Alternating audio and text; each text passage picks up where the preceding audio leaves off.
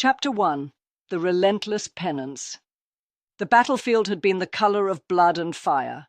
Sister Superior Victoria, her black, crimson, and gold power armor slick with the ichor of crushed heretics, had been directing a flanking maneuver against a dug-in nest of cultists when the warp shrieked.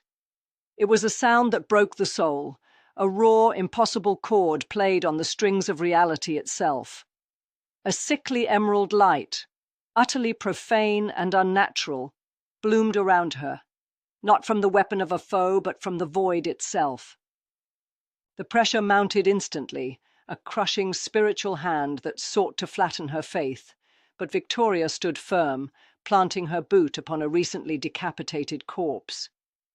"The Emperor's light shields us from the shadow," she roared into the blinding torrent, clutching her storm bolter to her breastplate, emblazoned with the gold imperial aquila, as if it were a crucifix.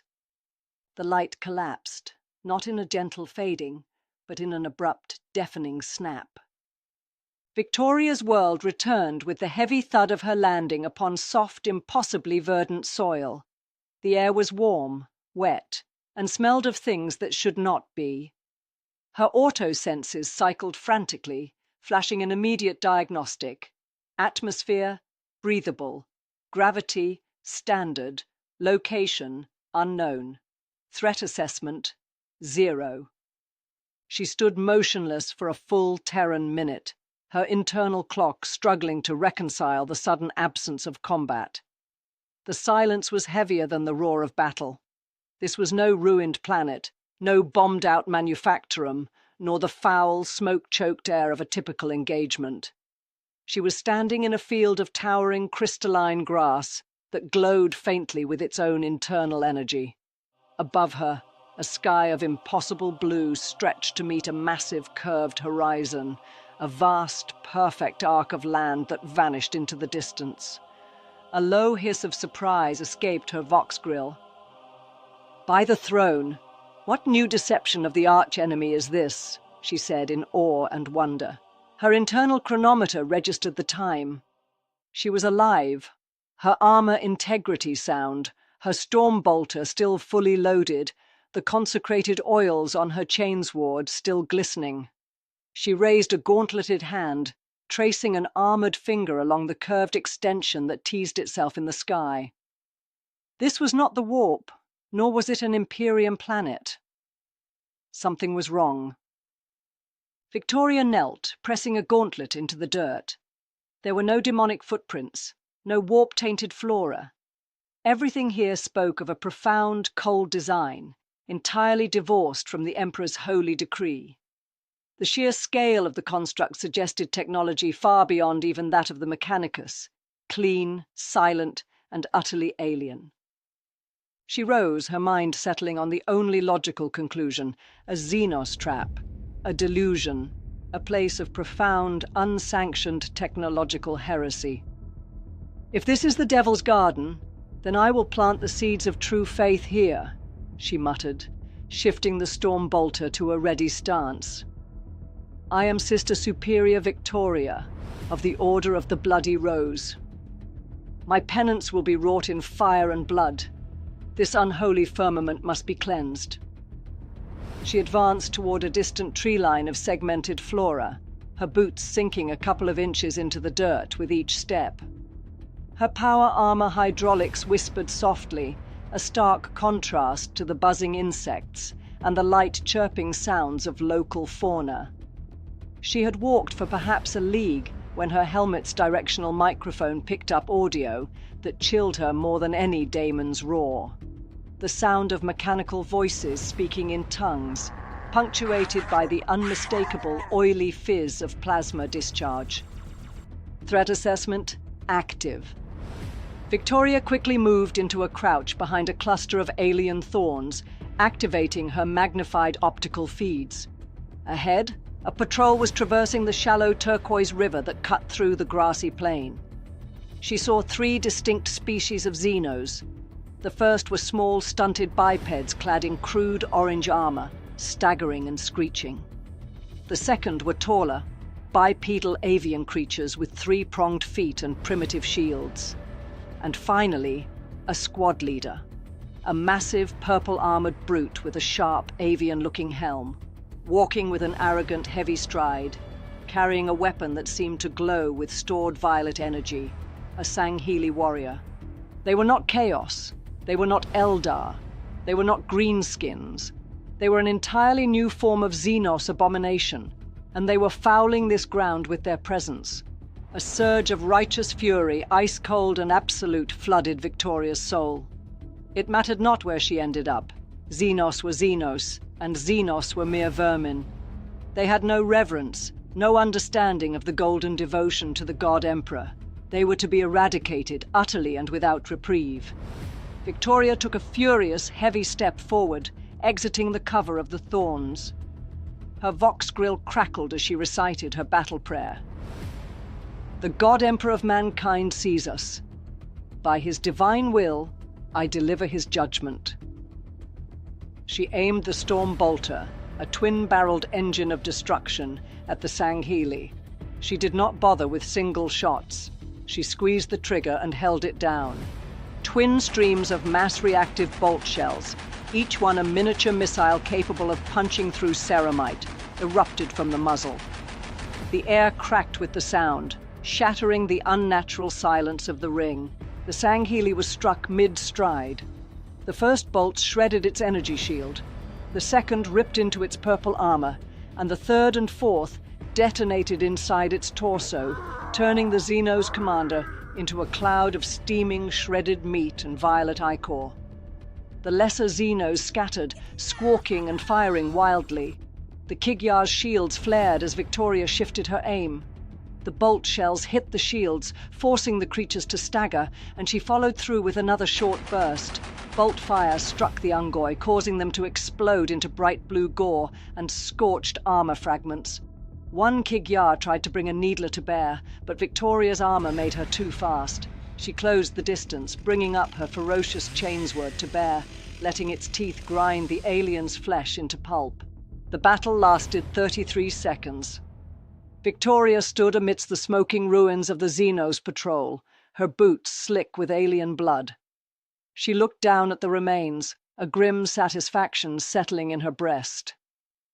"This is the fate of the despoiler," she hissed. "I see no purity in their hearts." Only the sloth of the unclean. Her pursuit led her away from the plains and into a sprawling, jagged canyon system. The path became uneven, carved from dark, ferrous rock that offered the Xenos cover. Here the resistance was heavier, more coordinated. These Covenant, the name she gleaned from a discarded crew data tablet near an outpost, were learning the threat of her presence. She encountered a heavy gun emplacement on a cliff face, manned by a crew of those squat little bastards. It seems they were learning how to deal with such a threat, all for naught. Victoria did not hesitate. Drawing the plasma pistol from her thigh holster, she set the charge to maximum.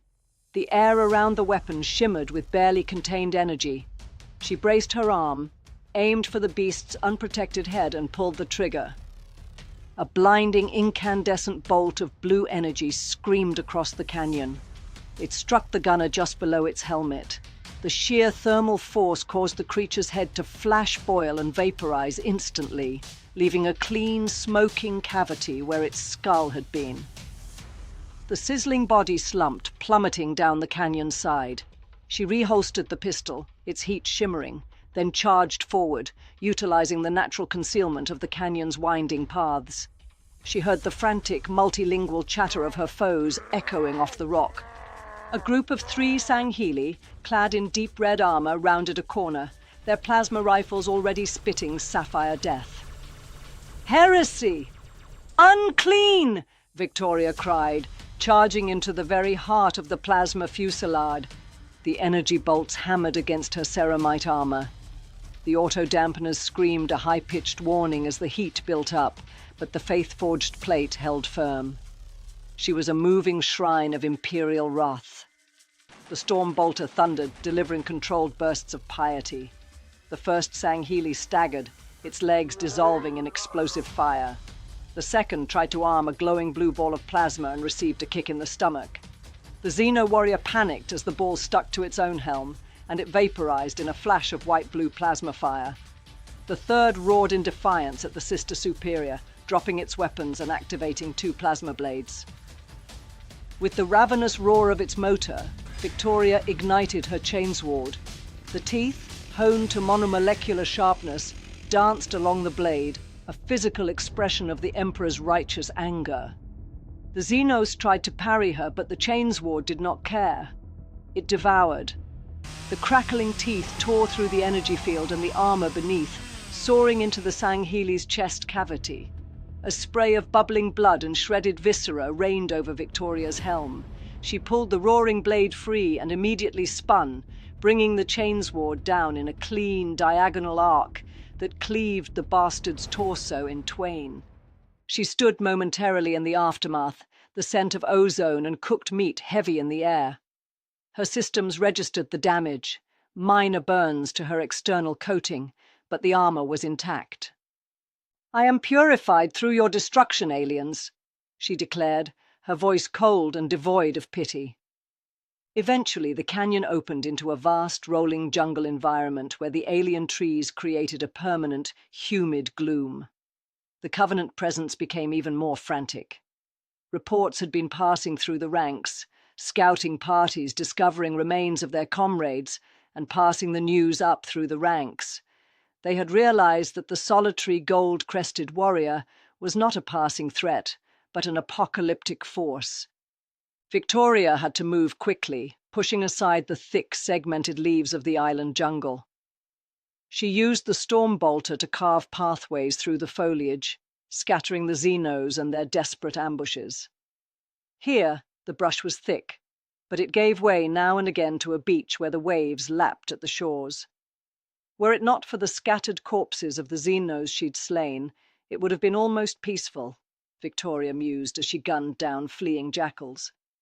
She found her way into a clearing dominated by a colossal grey metal structure, a monument to the ring's technological superiority. It was unlike any imperial architecture, alien and unsettling, covered in strange glyphs and built with an almost biological smoothness. Around the entrance, the Covenant had established a fortified cordon. Elites with white and red armor laid in the back line. Grunts in black suits set up plasma turrets to help hold the line. Then, a large, lumbering form took her attention. If the Sister Superior hadn't known better, she would have thought the new enemy to be Chaos Hellbrutes. Squat, heavily armored creatures with spiked plates and glowing orange skin that wielded strange, heavy-looking plasma cannons, Megalek Golo, or Lek Golo colonies, as she would later learn. Too large to waste bolts on, so Victoria deigned to change tactics. Using captured plasma grenades, Victoria lobbed them straight into the enemy battle line, causing panic and discord as several bright blue explosions went off. She shot off into a dead sprint, the thuds of her boots causing the hunters to turn in her direction. Out of her periphery, her helm's HUD warned her of incoming heavy plasma. She dived behind a tall rock, green hot plasma blasting the cliff face before her and shaking the foundation. She gritted her teeth, but the rocks falling from above gave way to an idea.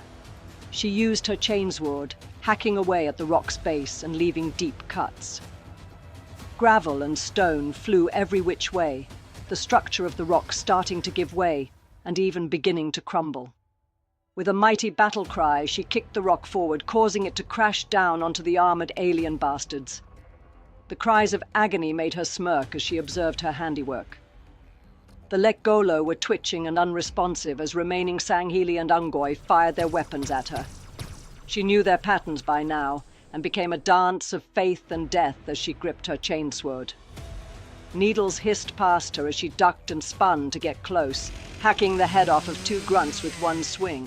A blue Sangheli tried to rush her mid-recovery, only to earn a stomach full of bolts. The last elite, a major, charged her with an energy sword, stabbing at her waist. Victoria parried, aiming for the alien's hand rather than its blade.